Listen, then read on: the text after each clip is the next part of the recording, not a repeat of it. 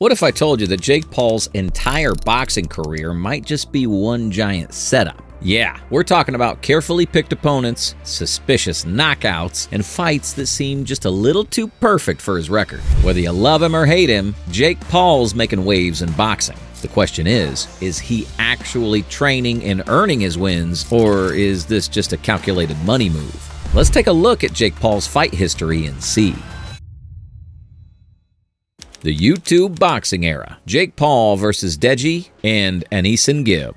It all starts with his very first fight. Before he was fighting MMA guys and retired champs, he was just a YouTuber throwing hands with, well, other YouTubers. Let's take it all the way back to 2018, when Jake stepped into the ring for the first time against Deji Olatunji. Back in 2018, YouTube boxing wasn't even a thing yet. Logan Paul and KSI were making headlines, and in the undercard, Jake Paul took on Deji Olatunji, aka KSI's younger brother. Deji had zero boxing experience. Jake, also zero experience. This was two dudes training for a few months and then throwing hands in front of millions. And the fight itself? Well, Deji landed a few shots, but appeared to be gassed by round 3. By round 5, his corner threw in the towel, not because Jake knocked him out, but because Deji was completely exhausted. Did Jake win? Yes. But how much skill did he really demonstrate in securing that victory? What started as a chaotic clash of novices would soon explode into a wild new era of YouTube boxing that nobody saw coming.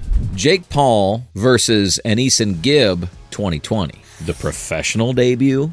Fast forward 2 years, and Jake's now calling himself a professional boxer. His first opponent? Another YouTuber, Anen. True, Jake Paul versus Anen was a spectacle, but calling it a real test might be stretching it. The fight went down on January 30, 2020, under the Miami lights, and Gibbs' performance was, let's just say, less than graceful. His footwork was all over the place. Awkward hops, no rhythm, almost as if he was trying to dance instead of box. Jake capitalized quick, dropping Gibb twice in the first round before the ref waved it off at 2:18. TKO.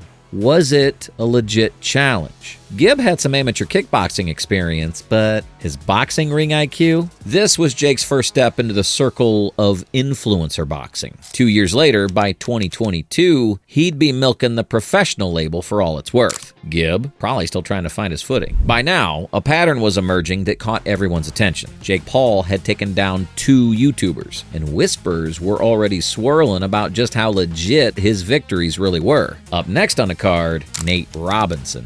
Jake Paul versus Nate Robinson 2020, the meme KO.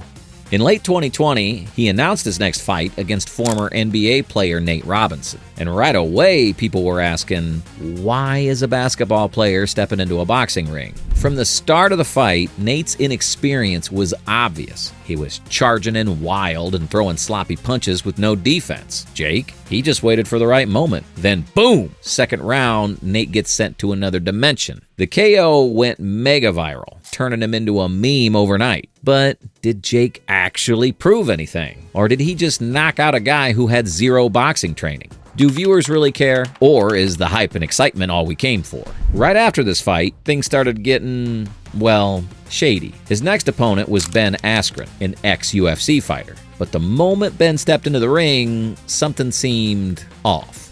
The Ben Askren fight, the most suspicious knockout yet? By now, Jake Paul had knocked out 2 YouTubers and an NBA player, none of whom had any serious boxing background. So, when he announced he'd be fighting Ben Askren, an actual former UFC fighter, people thought, okay, maybe this is finally a real challenge. But then, fight night happened. Right from the start, something fell off. Ben Askren is a former MMA champion, but here's the thing. He was never a striker. He was a wrestler. In fact, his entire UFC career, he was known for avoiding stand-up fights. Then there was the shape he showed up in. Ben wasn't cut, wasn't conditioned. He barely even looked like he trained. The fight started, and in less than 2 minutes, Jake landed 1 clean punch. Ben hit the ground. The ref called it. Wonder if viewers noticed Ben smiling as he walked out of the arena? Did Askren just show up for a payday? After knocking out Ben Askren in less than 2 minutes, Jake Paul needed to prove himself against an opponent with actual striking experience. Jake Paul versus Tyron Woodley I, 2021. A split decision? Really? Enter Tyron Woodley, a former UFC champion, and a chance for Jake to face a real test. In their first match, though, it was Woodley who landed the hardest shot of the night. At one point, he cracked Jake with a clean right hand, sending him stumbling into the ropes. But instead of following up, Woodley just stood there, not attempting to finish the fight, almost like he was holding back.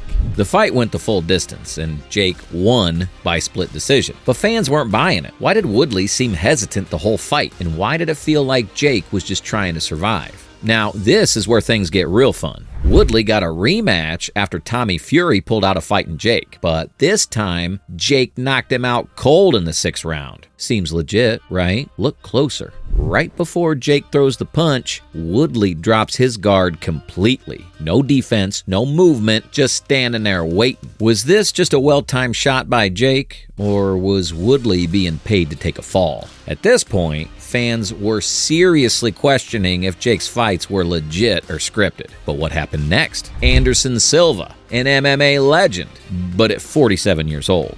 Jake Paul versus Anderson Silva, a real fight or more smoke and mirrors?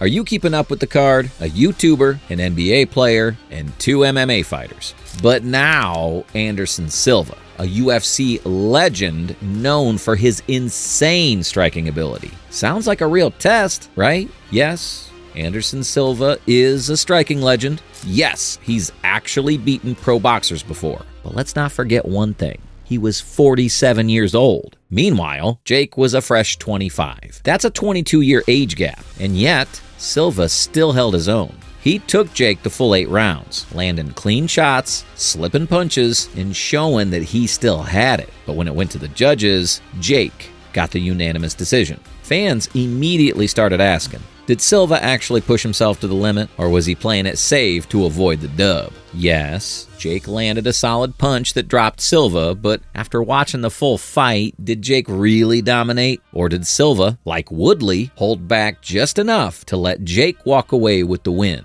Jake Paul versus Tommy Fury, the reality check.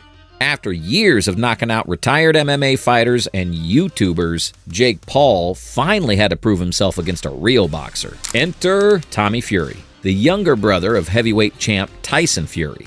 This was the fight fans had been waiting for. No excuses, no retired legends, no MMA guys, just 2 young boxers going head-to-head. From the start, it was clear Jake was outmatched. Tommy's footwork was sharper, his punches cleaner, and his experience obvious. Jake was struggling to keep up. Jake managed to score a flash knockdown in the later rounds, but let's be honest, it wasn't enough. Fury controlled most of the fight, landing more punches and dictating the pace. When the final bell rang, the judges gave Tommy Fury the win by split decision. This was a huge moment. For the first time, Jake fought an actual boxer his age and lost. That loss didn't stop him. Jake is still lacing up the gloves and stepping into the spotlight. But the questions still remain. Is he strategically choosing opponents to boost his own shine? Is Jake Paul truly the fighter he claims to be? Or is he just a showman playing a clever game of smoke and mirrors? The jury's still out, and his next steps could either silence the critics or fuel the fire.